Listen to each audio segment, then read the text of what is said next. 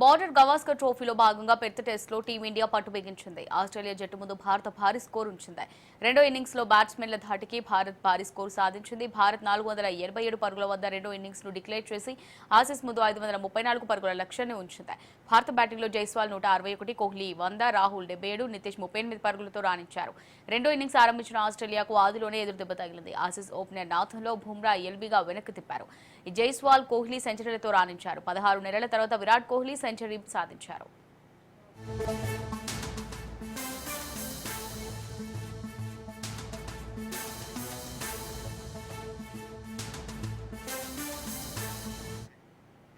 Right, ఇదే అంశానికి సంబంధించి మరింత సమాచారం మా స్పోర్ట్స్ అనలిస్ట్ సత్యబాబు అందిస్తారు.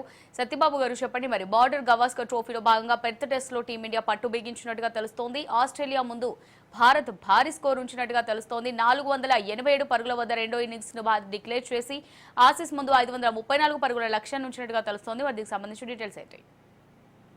అదే మేడం చెప్పినట్లు పెద్ద టెస్ట్ లో భారత్ కు ఒక మంచి లీడ్ అయితే లభించింది. 533 పరుగుల టార్గెట్ ని ఛేదించాలంటే ఆస్ట్రేలియాకి చాలా కష్టం. ఎందుకంటే పెద్ద టెస్ట్ అనేది ఫాస్ట్ బౌలర్లకి స్వర్గధామంగా చెప్పవచ్చు. ఎందుకంటే ఇటీవల ఆస్ట్రేలియా కూడా చాలా మ్యాచ్లు కూడా భారీ ఆధిక్యంతో గెలవడం చూడడం జరిగింది. ఈ యొక్క పెద్ద స్టేడియంలో అయితే భారత్ 2-8 తర్వాత మళ్ళీ టెస్ట్ మ్యాచ్ గెలిచే అవకాశం అయితే ఇక్కడ పెద్దలో మనకి క్లియర్ గా కనబడుతుంది. ఎందుకంటే ఆల్మోస్ట్ ఇంకా 2 days గేమ్ ఉంది కాబట్టి ఇండియాకి ఎక్కువ ఛాన్సెస్ ఉన్నాయి.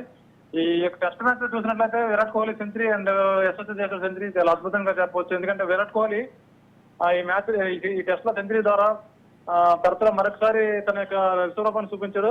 ఎందుకంటే విరాట్ కోహ్లీ టెస్ట్ లో సెంచరీ అనేది కొంచెం చాలా లేట్ గా వచ్చింది. గత 2 సంవత్సరాల కంటే చాలా ఇబ్బంది పడుతున్న విరాట్ కోహ్లీ పెద్ద వేదిక ఈ యొక్క సెంచరీతో మళ్ళీ క్లాస్ ని ఫామ్ ని మళ్ళీ తీసుకుని రావడం జరిగింది.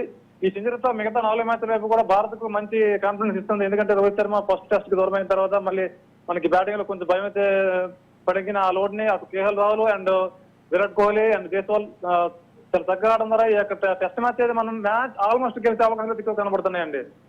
Right, thanks Satyababu.